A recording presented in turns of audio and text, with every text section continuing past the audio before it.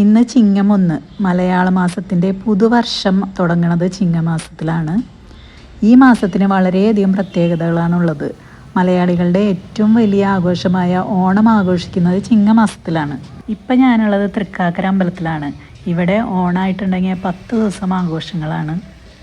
ഓണവുമായിട്ടുള്ള ഐതിഹ്യങ്ങൾക്ക് വളരെയധികം ബന്ധപ്പെട്ട് കിടക്കുന്ന ഒരു അമ്പലമാണിത്. ഓരോ വർഷവും ഓണാഘോഷങ്ങൾക്ക് തുടക്കമാവണത് എറണാകുളത്തെ തൃക്കാക്കര വാമനമൂർത്തി ക്ഷേത്രത്തിലാണ്. വാമനമൂർത്തിക്ക് പുറമെ മഹാദേവനും പ്രാധാന്യത്തോടെ നിലകൊള്ളുന്ന ഒരു ക്ഷേത്രമാണിത്. നൂറ്റാണ്ടുകൾക്ക് പഴക്കമുള്ള ഇവിടുത്തെ മഹാദേവ വിഗ്രഹത്തെ ആരാധിക്കാൻ മഹാബലി എത്തിയിരുന്നു എന്നൊരു വിശ്വാസമുണ്ട്. അതുകൊണ്ടാണ് ഈ പ്രദേശത്തിനും തൃക്കാക്കര ക്ഷേത്രത്തിനും ഓണവുമായി വളരെ ബന്ധമുണ്ടായതെന്ന് കരുതപ്പെടുന്നു. തൃക്കാക്കരയിൽ കപില മഹർഷിയുടെ തപസ്സിൽ സംപ്രീതനായി പ്രത്യക്ഷപ്പെട്ട മഹാവിഷ്ണുവിൻ്റെ കാൽ പതിഞ്ഞ ഇടം എന്ന നിലയിലാണ് ഈ സ്ഥലത്തിന് തിരുകാൽ പതിഞ്ഞ കര എന്നർത്ഥമുള്ള തൃക്കാക്കര എന്ന പേര് വന്നതെന്നാണ് മറ്റൊരു വിശ്വാസം. ഇവിടുത്തെ അമ്പലക്കുളത്തിൻ്റെ പേര് കപില തീർത്ഥം എന്നാണ്.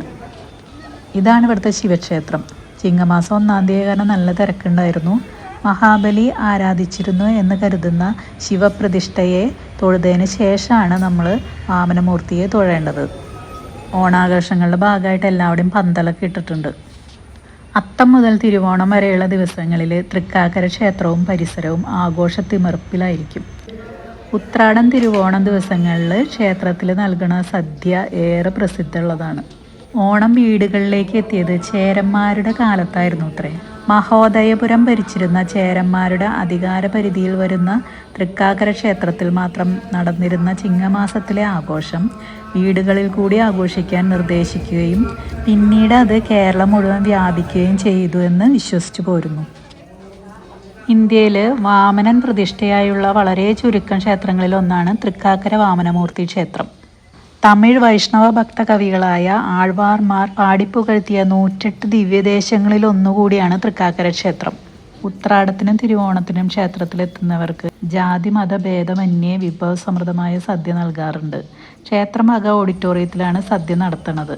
കള്ളവും ചതിയുമില്ലാത്ത ഒരു കാലത്തിൻ്റെ ഓർമ്മ പുതുക്കലായി ഈ ചടങ്ങ് ഇപ്പോഴും നിലനിൽക്കുന്നുണ്ട്.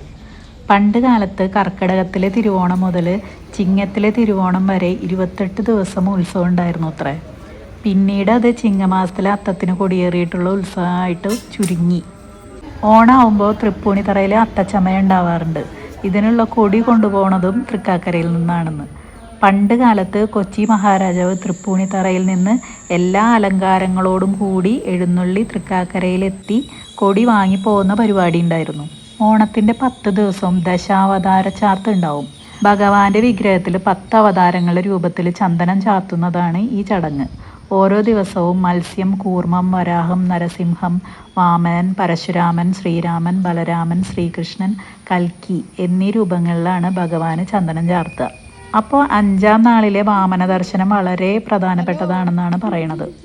അങ്ങനെ പൊന്നിൻ ചിങ്ങം വന്നു. ഇതിനു മുന്നേ തന്നെ സോഷ്യൽ മീഡിയയിലൊക്കെ ഓണമയം ആയിട്ടുണ്ട്. തുമ്പയും മുക്കുറ്റിയും തുടങ്ങി പുഷ്പിക്കുന്ന ചെടികളെല്ലാം മാവേലി തമ്പുരാനെ വരവേൽക്കാൻ അണിഞ്ഞൊരുങ്ങുന്ന മാസം എന്ന നിലയിലാണ് നമ്മൾ ചിങ്ങമാസത്തെ കാണുന്നത്. അപ്പോൾ എല്ലാവർക്കും ഈ വർഷം നല്ല ഐശ്വര്യവും സന്തോഷവും സമാധാനവും ഉണ്ടാവട്ടെ എന്ന് ആശംസിക്കുന്നു.